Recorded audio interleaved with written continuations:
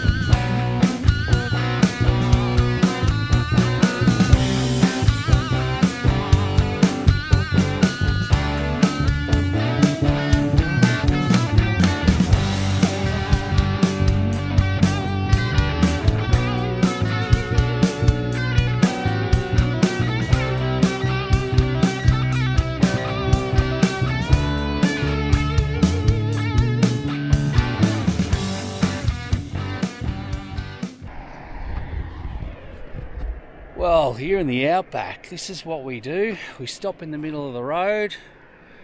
It's early in the morning. And what are we waiting for? We're waiting for a couple of 8.5 metres.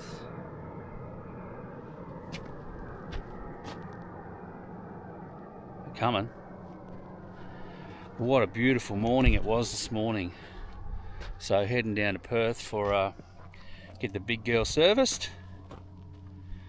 Couple of extra little bits getting done. And looking forward to brekkie wrap at Q. They make the best brekkie wraps. It's just awesome. They got sausage and everything in them. Anyway, check this out. These loads as they're coming past. Sick as.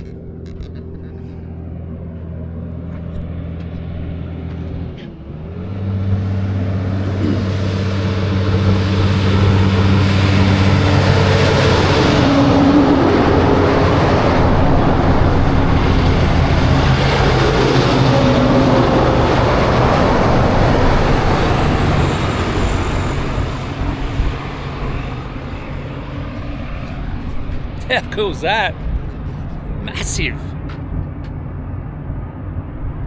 Anyway, right. Onward to the brekkie wrap. Well, here we go again.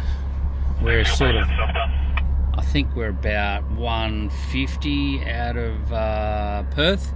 So near New Norcia. Coming up from New Norcia. This is what's coming now on the side of the road.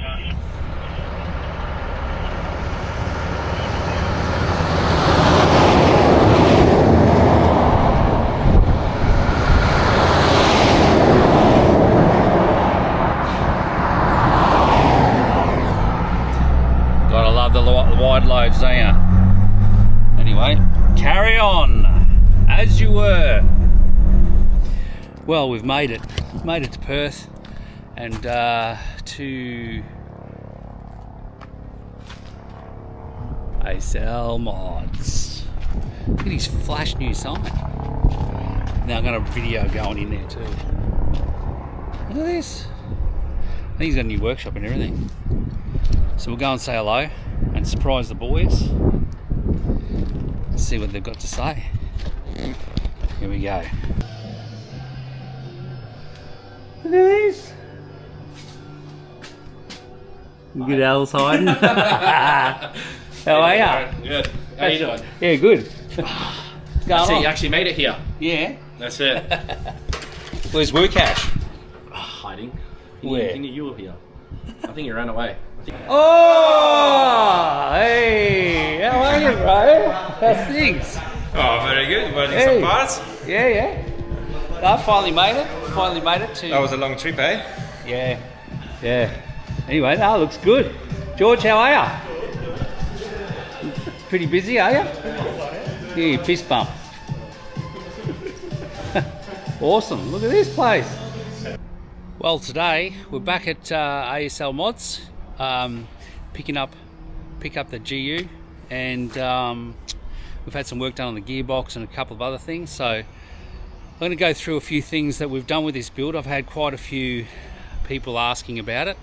What have you done to the car? Got a new motor, doesn't run like a normal 3-litre petrol. Anyway, I will answer all of those questions today. So first of all, why did we do this? Why have I changed the car as to what we've done with the new motor and whatever else? So what happened, here's the story. What happened was I maintain my cars very diligently, and servicing and parts, and I'm always at whatever I'm doing to make it look. I've had the car for 21 years. I was coming up 21, bought it brand new, looked after it. Anyway, with all this servicing, I've done about 350 Ks, it was 350,000 on that original motor and gearbox. Just had a service, it was running beautifully, been tuned, all that sort of stuff. I had a Steinbauer chip in it, different intercoolers, just a catch can, like just standard sort of stuff. Pacemaker exhaust was in it, and then I just maintained it and looked after it. But what I forgot to do, or was on the list, was the heater hoses and the cooling system hoses. And then what happened was, I was driving back from Mount Magnet, and I split a hose, a heater hose, and I was bopping along to the stereo, not paying enough attention. It was about 50 Ks out of Meekatharra, and the heater hose split. Next minute, like I didn't know what was going on. Like it starts chugging, chug, chug, chug. I'm like, what's going on here? And I look down and the temperature gauge is like, ah! I'm like, oh no, because I know with the alloy head, with those 3-litre Nissan motors, as soon as they get hot, they're no good. They'll crack the head and whatever else, which it did. So anyway, I tried to get some more water in it and reroute the hose, and drove it down the road about another 10 Ks until it just wouldn't go anymore. So, and that was it. That was the end of that. What I was going to do was, I looked around at different engines, looked around at different configurations to do, and I thought, it's just going to be too much. So I thought, well, I may as well just sell it. So I put it up on the Facebook, and then Lucas come around, he's like, it's a bit much for, I was asking 10 or 15 grand or something stupid for the car. The rest of the car's good, like it was perfect. Inside, everything else is like brand new, because I'd redone everything. Anyway, I said, what are you going to do? He goes, I'm going to put a different engine in it. I'm like, oh yeah, what, like a one of those, what was I thinking? The V8 one, the Holden one, LS motor, or a Chevy or something like that. And he goes, no, I'm not going to put one of those in. I'm going to put a M57 BMW motor. I'm like, what's that? So he told me all about it, went through everything on it, and after, like, I hear all of these specs and the torque specs and what sort of tuning and how simple they are, like it's a simple engine, perfect. And I was like, it was going to cost me 20 grand to put another motor in it, like just a standard 3-litre motor with same gearbox, same everything. And then when we did it, Lucas goes, well, I could probably, it'll be 20, 25, something like that. We could start out. I'm like, oh yeah, well, let's just do that, because then that revives my car, because I was looking around at different other cars as well, like Prados and 300s and whatever else. It's going to cost me a fortune.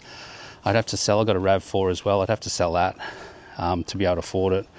And then I'd still be, have to have some sort of debt to pay off a bigger car. Anyway, we went ahead and put the M57 in. So that's what's in it. It's a BMW M57 with the F70 gearbox, 6-speed BMW gearbox, which we've just had a rebuild on it now, so it's got heavy duty stuff in it, so it'd be good as gold.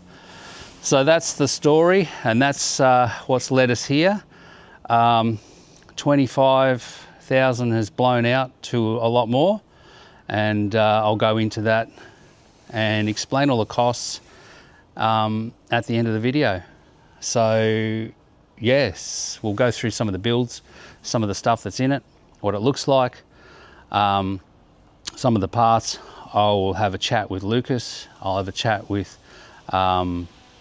Alan, the auto builder as well, and get a few details, and then that might answer a few questions.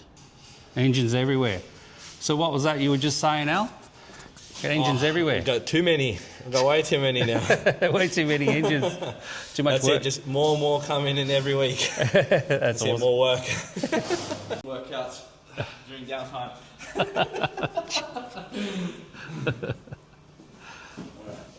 No mucking around here. It's all serious. No fun and games. There's no fun in the games. That's it. What's that? Too big of muscles, man. Definitely not. Big muscle man. So I'm here with Lucas now, who's the brainchild behind all of this. So yeah, this is Lucas. Hi everybody. Hey, we're just going to run through some of the builds that he's pretty much started, or why did you start doing this in the first place? So I'm originally from Poland, and I started doing those conversions about 15 years ago back in Poland. Yeah. We pretty much, cut the path for the future with those conversions. Yeah. Then when I came to Australia many years ago, I started talking about this engine, and nobody was really interested to doing that. We have TDs, we have ZD30s. Yeah. Well, about 4 or 5 years ago, I decided to do the conversion on my car. I got the engine, got the parts, and done the first conversion. So this is the OG Gold Patrol that we've started with. Now, this car started as a alloy block M57 with Nissan 4-speed auto RE4. That was great fun. It was really good transmission. We've done a first kit with that. Then we went to the cast iron block with the 6 HP 26 transmission. That was also a very, very good setup with a stage 3 turbo, was making over 400 crank horsepower. It was brilliant for towing, brilliant drivability. It was perfect. Awesome. And then we went to the third generation, which is the alloy block engine with the newer transmission. Yeah. And there it is at the moment. That's the final version of this car. That's where it's gonna stay. Yeah. Currently, it's doing probably 350 horsepower at the hub. It's great. It's been a proper test car for us. It's done everything. It's been everywhere. It's done Gibb River Road. It's been everywhere pretty much in WA. Towed heavy loads. It's proven itself. We know that we're happy with the tuning. We're happy with our development on this car. We've done a lot of R&D on this car. It's been great.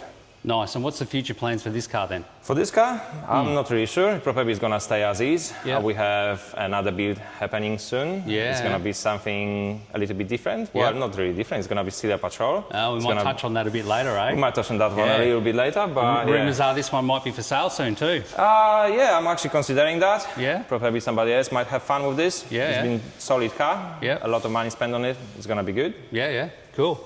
Yeah, well, if you want to know anything about that one, just asl.com, aslmods.com. Yeah, flick us a message. Yeah, if you're interested in buying a patrol with M57, go ahead. Yeah. Yeah, cool. All right, we'll get on to the next part. Yeah, I mean. Okay, so I'm here with Al now. So this is the transmission guru. He's the guy that puts all this magic together with the transmissions, if there's anything, all the upgrades and all that sort of stuff. So I'll spin this around. This is Al. Yeah, so I am the transmission guru here who builds and repairs all these transmissions. Modest too. -2. Yeah. So here I've got a ZF 6HP28. That's for a customer we're doing a build for. He is doing his patrol, so he's doing a N2 with a 28 behind it. So he's asking us to do a refresher on it. So this one's going to have the seals done, have the bushes done, and clutches.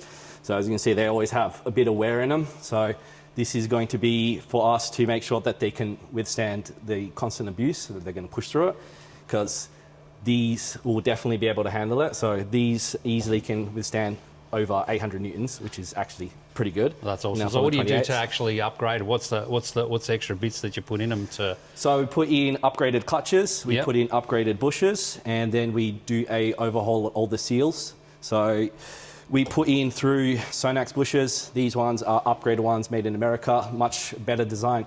They shifted away from the aluminium ones over to copper ones. Yeah. So they are absolutely way better at wear. So they're able to withstand much longer. Then we put in upgraded GPZ clutches, get rid of the OEM ones. Those ones are out of date. Yeah. So yeah, now we're going to be shifting over to the new ones. And then obviously just going to have wear in itself, just pretty much through the bushes and seals. So we really do that as well, pretty much since we've opened it up. So now you can see like over here, they've just worn out. It doesn't matter how many Ks they're going to have, they're just going to be worn out. Even though this will be running perfectly fine, he just wants to make sure that he can go touring and then not have any issues in the future. And then pretty much, make it completely bush-proof. Yeah, that's the key, isn't it? Because that's and it. then is this got that secondary clutch thing in like mine had? Yes. And so what did you do to mine? So you upgraded something in that too? Yeah, so in your one, your E-clutch was gone, which is the most common issues that happens with them. So they always have issues with getting oil pressure over to the E-clutch. The E-clutch is the furthest away from the actual pump under the valve body. Yeah. And then what they do is pretty much all the wear from pressure loss all through the seals, through the bushes, through the clutches, gets a strain less on the E-clutch. And then that itself wears out faster than the rest, which is also the smallest clutch in a box, which is why they have problems. Yeah. Because all the other ones never have issues. It's just always E-clutch, E-clutch, E-clutch, E-clutch. Yeah. And then they're the ones that are always connected to the input shaft here. That's Yep. always going to be worn, and then it's always going to be losing pressure. Yep. So pretty much what we do is you just put in upgraded bushes, upgraded clutches to be able to withstand it, and then also redo the seals so that they can have increased pressure, and then also through the tune as well. So then this will make it last a lot longer than it did factory, and then have more longevity compared to how many years this one's been running for. Yeah, that's awesome. So it's like a brand new box again. Pretty much, Pretty yeah, much. pretty much. And then you can actually tune these. So you Yes, we can. You can tune the gearbox. Yep. Like you can tune a motor. Yeah, exactly. So what we do is we raise the pressures in the lines as well. So then that pretty much makes the valve body have higher pressure than normal. Oh, yeah. So this helps with having pressures, especially for E-clutch, Yeah. which is the main issue. What we also do is we induce better lockup on the torque converter. So this Yeah. helps a lot, especially for towing and for forward driving as well. Oh, sweet. In lower gears, that helps a lot. Yeah. And then also adding a manualized mode for manual, which is a lot of good features that everyone loves, especially for those forward drivers, wanting to do Limmy bashes. Limmy bashing uphills, first gear, second gear, just giving all the beans, all the black smoke, that's the fun fast what everyone wants. Yeah, better call that to Uncle Pooley for that one. Yeah. Limmy bashes. Uncle Pooley showed us how to do limmy bashes. Yeah, Limmy bashes up the hills, that's it. Everyone likes a good soot coming out. Yeah, cool. No worries. All right, well, I better let you get back to work because, Yeah, that's it. time is money. I've got plenty of gearboxes to do, that's for sure. And Lucas will ride your wheel too. That's it. Yeah. No worries. Thanks, All good, Al. thank you. Hey. Look at this guy sitting back. He's living the dream. Living the dream, responding to emails. Responding to emails. Yeah. Oh, the big girl.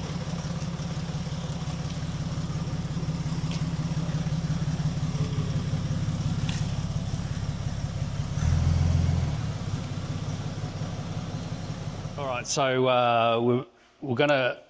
I'll spin this around, and I'll finally let you know. Lucas will go through some of the stuff that we've done, and how it came about, and all that sort of stuff. But this is what you get for a little bit more, just a little bit more than your standard build, and we'll go into that maybe later on. But for now, here's Lucas with the big girl. Look at this, version 1. Build 1, build 2. Woohoo! Yeah, that's the build 2. I'll stop crapping on it anyway. So yeah, the build 2, the big Yeah. build 2. So that started with me trying to buy a cheap Patrol to do another conversion. And then Darren ended up talking himself into doing conversion instead of selling it, which is fair enough. It's a beautiful car in immaculate condition. It's insane how clean this car is. Now, as it starts very often with those conversions, you start doing things properly, and then you start doing more things properly. Yeah. And then you end up doing everything as good as you possibly can. And this was the story here, where we started with, we would just do the refresh of the engine. Then when I started stripping the engine apart, I decided, hey, let's do the cylinder head rebuild just because we can while we are there. And that led to do all of the rod bearings, crankshaft main bearings, and then assembling everything. All parts were ceramic coated or aqua blasted. Everything has been done to the highest possible standard that we do here. And all accessories were new, all parts were new. Pretty much everything that was done on this engine is brand new OEM or OEM Plus. There was absolutely not $1 spent on this build. Oh, I know. But as I always say, wherever you're going to save the money, that's where you're going to spend the money again. So some things, they definitely need to be done. In this case, we went over the board and we pretty much rebuilt the engine. All what was left from the old engine was the piston rings and rods, because that was absolutely fine. This was a low kilometers engine. Everything else is brand new. Now, we've got here alloy block engine with 6 HP 28 transmission from E70. That's a very, very good combo. But we opted out to retrofit this with coil injectors from the older version of the engine. Reason being, Darren drives a lot in remote areas, and those coil injectors seems to be a little bit more reliable than the piezo injectors. Not that the piezo injectors are bad, but just because we decided to go with this. Those are also modified injectors. They are not only the 219 big injectors, but they are actually modified to flow slightly more fuel. Bigger fuel pump as well at the same time, and then we fitted a stage 2 turbo just to keep this car as drivable as possible. We didn't chase the peak power, but we chased a very, very nice drivable car that's got plenty of torque and plenty of power, gets on a boost very, very early and performs beautifully. Darren opted for the aluminium intake manifolds. They are pretty much unobtainium nowadays, but they are excellent solution for gaining a little bit more power. They flow a little bit better and they won't explode. It is a beautiful, beautiful intake manifold. It's been ceramic coated inside and outside to maintain the heat and stop it from heat soaking. All the pipework has been done in stainless steel with PWR Race Series front mount intercooler. That is a very, very nice intercooler. It works insanely good on this car. We're very happy with this setup. We've done our airbox. Can't even see it, eh? You wouldn't even know. It's like a stealth car. Yeah, it kind of looks like a grandpa spec car. Yeah, it's grandpa spec. Yeah, well, it looks very unsuspicious. It kind of a sleeper of a patrol. We've done an airbox with a 4-inch inlet, 4-inch outlet, and our big air filter, 4-inch crossover pipe. Stainless steel downpipe, 3-inch with catalytic converter. That was a lot of work to do this here because we opted up to retain the catalytic converter in a place and just keep it there, not only for engineering purpose, but actually to keep it there permanently. I think we can see that little cat in there. And all that dump pipe was all handmade by Lucas as well. All like a lot of pie cuts went into this downpipe. And believe me, because my brother and my father are Boilermakers, so it's definitely rate my weld. It hasn't been too bad. And incidentally, all of this ceramic coating has been done by my brother in Newman at Pilbara Surface Treatments. So you can catch him online as well. So yeah, anyway. Yeah, we highly recommend using Chris for the ceramic coating. He definitely pays attention to the detail. Yes, there is shipping involved in this, but it's great. It's a great value for the money at the end of the day. The quality is absolutely great. We've used Chris and we're going to be using Chris for the ceramic coating here. Yeah, we did the intake and the exhaust manifold as well. So we went for the gold in that, and we went for, it's like a, what do you call that? It's like a charcoal grey metallic sort of. Metallic grey. Yeah, but yeah, it looks awesome. Just all of the stainless and that, it just brought out so much in the engine. It's just like, I don't know, whoever, whenever I pop this bonnet, this is the guy that's responsible for all of this. So this is brilliant. Yeah, a lot of things on this car has been done for the first time by us, and we figured out a lot of things. There was Yeah, but first time, like he's, I know I keep interrupting, but like he'll do something and then it'll be like, no, I'm going to do that again. And then it's about 6 times until it's like perfect. Everything's perfect. sometimes it takes the time. Sometimes you look at the thing you think is perfect, and then you go to the step number 3, and then you think about step number 1. I think I could have done this a little bit better if I do this some other way. And it definitely pays off at the end, and the result is great. Like, I think one day I got How's photobombing you? I remember one time Darren popped in and we started talking about the battery setup and how we're gonna do the winch connection, and that took us probably over 2 hours just talking about how we can run the wiring to make it look right and make it perform right. Yeah, because what it comes up from is hidden the box up under in here, and then the wires come up through this part. We've got the isolator in here, and then he's also wired up, instead of having the external connector with your wired connector on the outside here, it's actually in the console, and I'll go in and show that a little bit later. But yeah, so yeah, a lot of things take a lot of time to do, but you know, that's how it ends up. And I think this car set sort of a benchmark for us, so we strive to do every single conversion to that stage. Whenever there is a little bit of wiring that we don't like, that was done previously by, you know, maybe previous owners of your cars and stuff, we usually tend to pretty much tear it apart and redo this for you. We won't leave you with dodgy wiring under the bonnet, even though it's not part of the conversion. Yeah. We will touch it. We will try to make it at least a little bit more safe. Yeah. If not looking better, at least a bit more safe for you to use. We do a lot of small things that, you know, you can't really tell that they've been done. But for example, the battery has been turned around. Now positive and negative are in opposite spots, but that helps with the layout of the wiring for the car. So everything looks a lot neater in here rather than having wires going back and forth through the whole battery and left and right. Yeah, it definitely adds up. yeah, it does. And you can tell, like, everything's just tidy. There's no messy wiring everywhere. There's nothing left on the firewall. He's cleaned up the firewall. He spent hours cleaning up the firewall even. And then even to the point where the chassis rails, like, because I had a good battery leakage earlier, like before, and even the chassis rails, so he's pulled all this apart, and then all of this stuff here. He's cleaned up everything inside this bonnet, everything under this whole engine bay, resprayed stuff, like sanded it back, resprayed it with all of the, what was that? That was that rust. We used the rust converter in the spots that we could get to. The rest of the rust has been removed by sanding, and then we painted it correctly, so it should last now. Like, you know, very often happens that the battery will spill and then will cause surface corrosion on the parts. So yeah, we won't leave it like that. We will definitely clean it up for you and paint it, so once you receive the car, it looks better than it would look before. Yeah, and it's gonna be built to last years, not just a little bit. Yeah, that's it. Because I bought the car brand new, November 2004, so she'll be 21 this year. And then, so... Definitely doesn't look like 21-year-old's car. It'll be another 20 years I'll have it. Yeah, well, I look after my stuff, you know. And I definitely use it because she's got some pinstriping and stuff on it at the moment, but because I've been out bush and doing stuff, but yeah.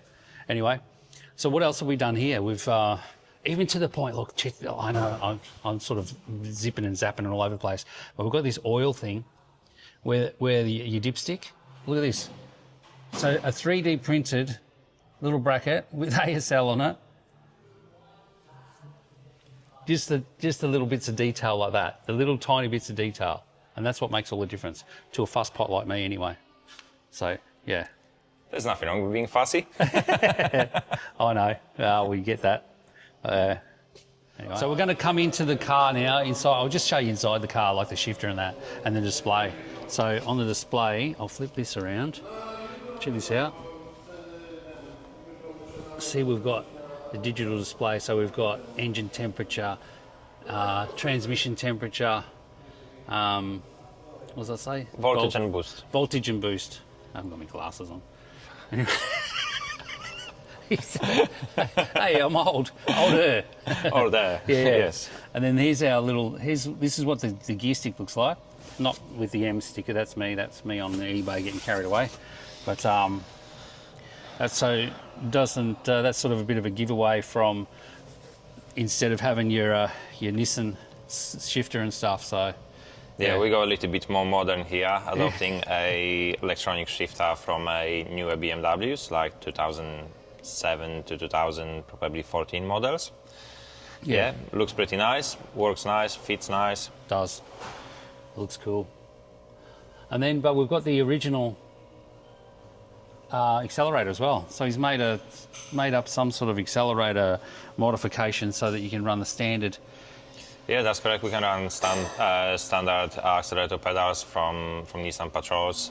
It's either gonna be the ZD30 Di or the later model common rail Patrols. But yes, we can run the stock Nissan Patrol throttle pedals here. Yeah, cool, eh? Oh yeah, at night time. So when you turn the lights on,